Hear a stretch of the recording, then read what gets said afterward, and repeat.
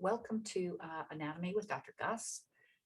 I am Dr. Gustafson, and I'm going to talk to you about a little bit about my background, but then jumping right into talking about anatomy and physiology, starting with the nervous system and giving you an overview. A little bit about me: I'm a physician. I went to medical school in Utah and moved to Virginia, where I received board of certifications in internal medicine, anesthesia, and recently obesity medicine. I also got an MPH degree, that's a Master's of Public Health degree that I've used when I've done global health. And I started that not too long ago in 2007, working in Dominican Republic, helping with mainly just direct patient care. And then over a period of many years, got my MPH degree, Master's of Public Health, where I started actually using information to teach, to kind of extend myself and teach others how to do medicine. In 2012, I taught at a school in Ethiopia. And then in 2013 up until 2017, developed a nonprofit and which we taught surgery, anesthesia, mentoring, and then did a series of public health programs to improve medical care for the mothers and newborns in Uganda.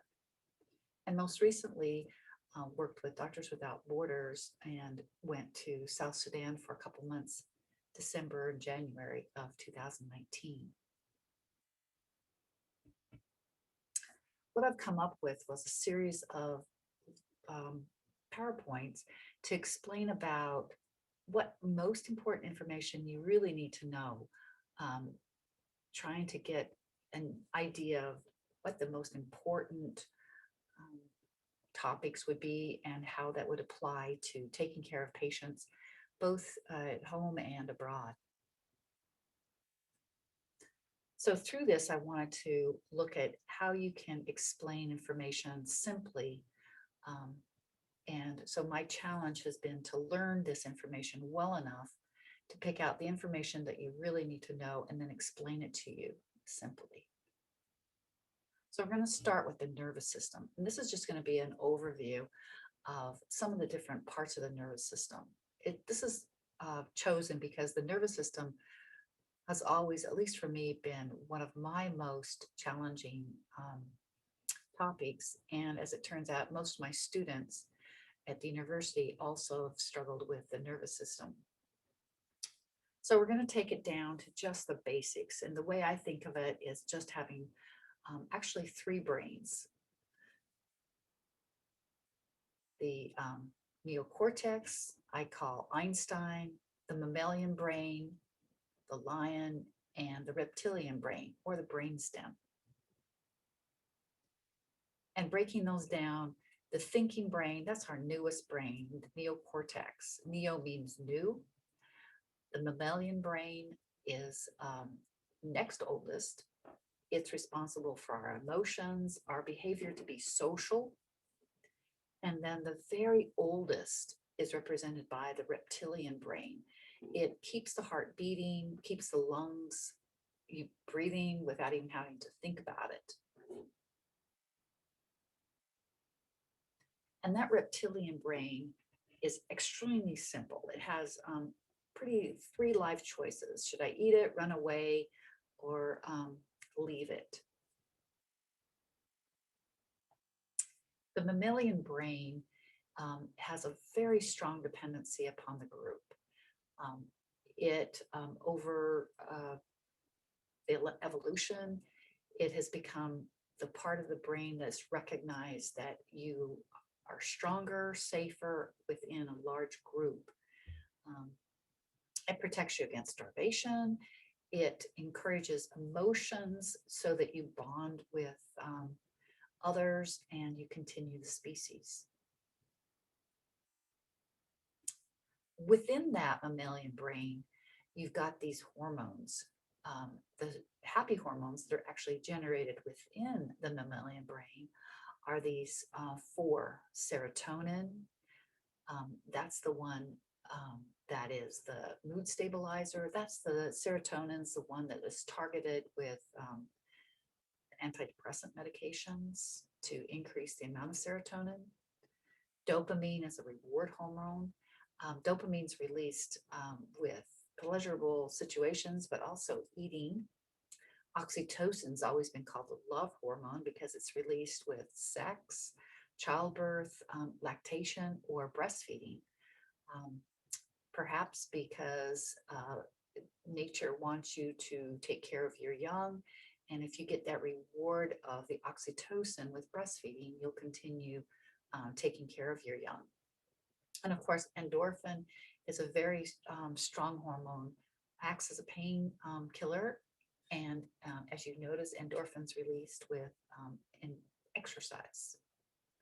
The hormone that's not actually produced by the mammalian brain is cortisol, and that's a stress hormone released by the adrenal glands.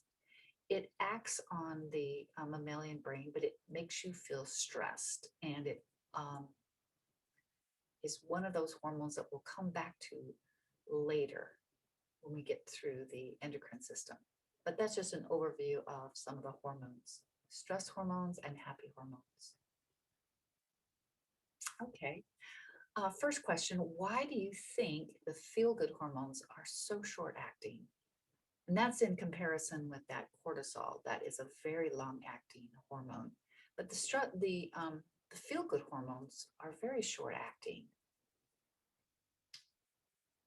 And the answer is nature wants you to repeat this behavior. It doesn't want you to feel good all the time. So you'll continue to seek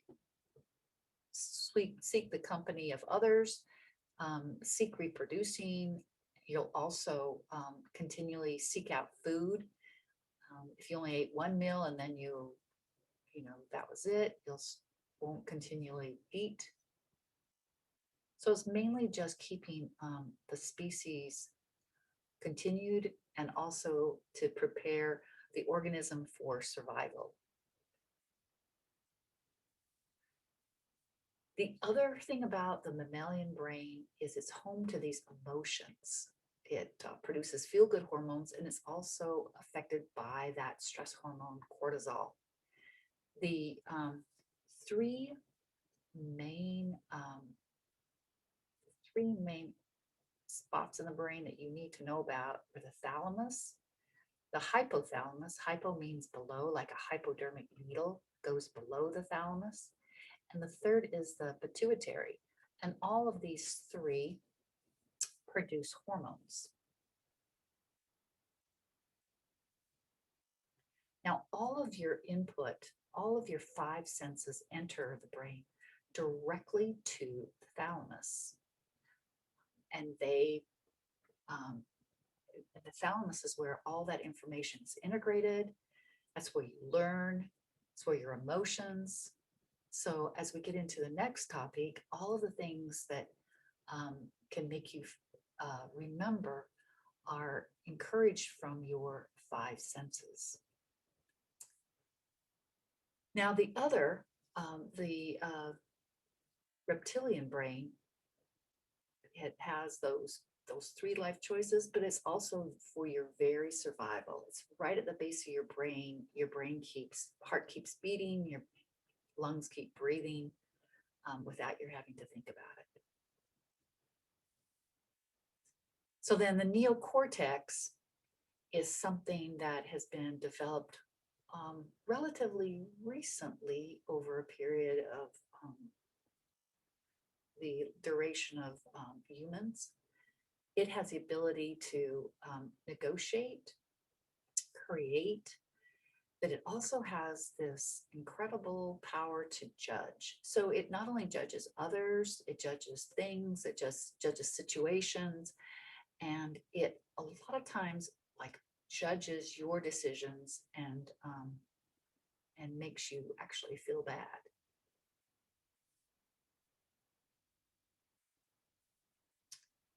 So knowing these three segments, the most important thing that they have going for it is that they create teamwork for us to grow, survive, and then the best part is create.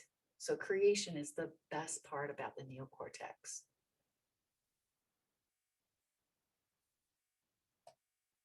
Next question, which part of your brain makes the quickest decisions? Your options are the neocortex or Einstein, the mammalian brain or the lion, or the brainstem or the reptile. And the answer is the mammalian brain. The mammalian brain has all that input coming in from the five senses. It has the emotions, it makes very quick decisions. I placed it in the driver's seat in the car. Einstein is there as the navigator, he's judging, he's giving input, but the actual driver is the mammalian. And then, of course, I put the reptile in the engine because that's keeping the vehicle going, the heart beating, the lungs breathing.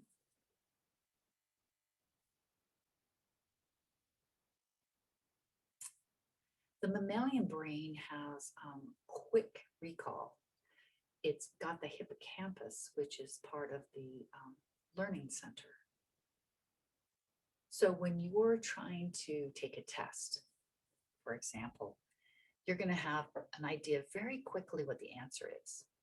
But then you have the Einstein or your neocortex that's going to be thinking about what you've answered and judging and questioning. That's much slower, and that's gets you in trouble with the analysis paralysis. So back to the mammalian brain, it's always been there for you to make quick decisions. You don't have to sit and think when you are in serious danger, especially for survival.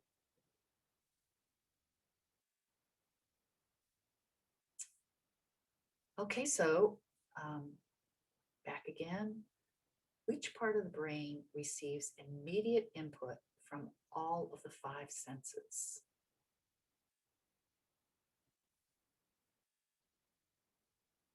Would it be, all right, let me just show you this image. It gives you a really good pictorial effect. The emotions affect your responses, and all of your five senses are affecting how you feel. So touch, as shown by the hand, your vision, your taste, smell, hearing, all goes directly into the thalamus, right there in the middle of your mammalian brain. And that takes all that information and delegates it to other parts of the brain to make a decision of how you're going to respond. Just below the thalamus is the hippocampus. It's the learning center. It's also short-term memory. So they work in concert with each other based on these five senses or these senses of how you're interpreting the environment. So if the hippocampus were to leave a quote, he would say, or she would say that we don't remember days, we remember moments.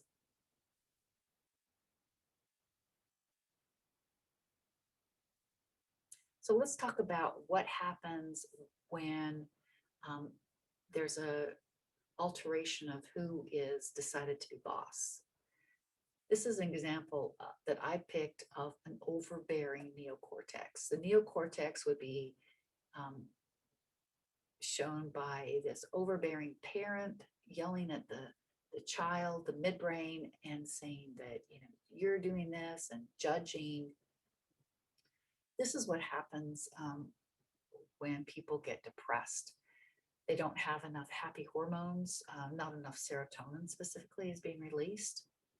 They develop anxiety, high cortisol, the stress hormone is released too much with worry, and they can start developing eating disorders. And that's the part of when the teenager starts to rebel.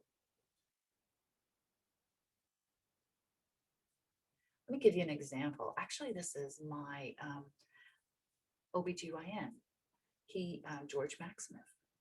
He died at 65. He was working out on his treadmill every morning. He listened to Lady Gaga. He did it every single morning before he went to work. One week on Monday and Tuesday, he was feeling excessively tired, but he still got up and exercised. Wednesday, he got up. He still decided he's got to exercise because that's what his neocortex was telling him he had to do. And later, they found him lying in his bed wearing his exercise clothes. He apparently had felt so bad during the treadmill that he went back, laid down, and had a fatal arrhythmia and died.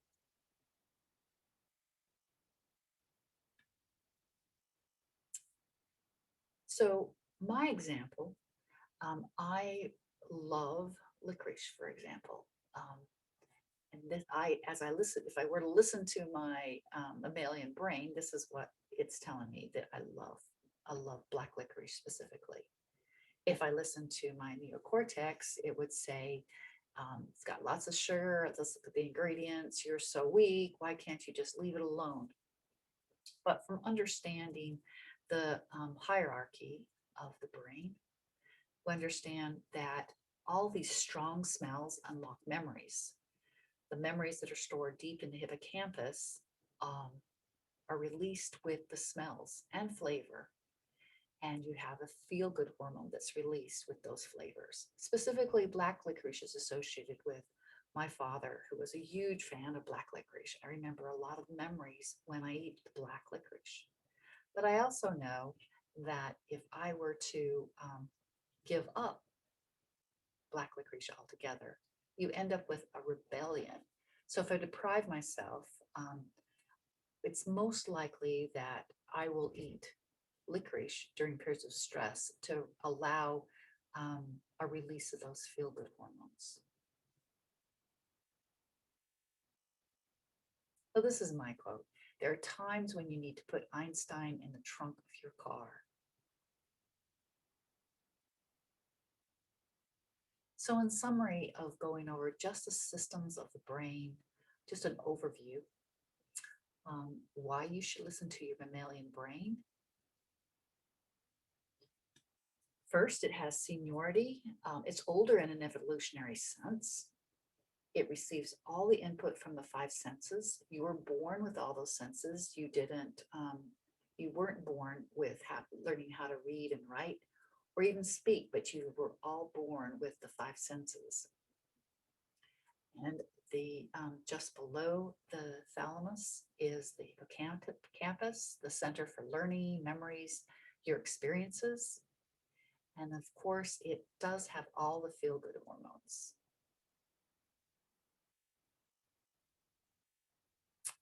So lastly, what can result from too much neocortex interference comes with overthinking, analysis paralysis, reduced memory is associated with too much stress, anxiety, depression, and of course, in the case of Dr. Maximus, premature death. So a good team works well together.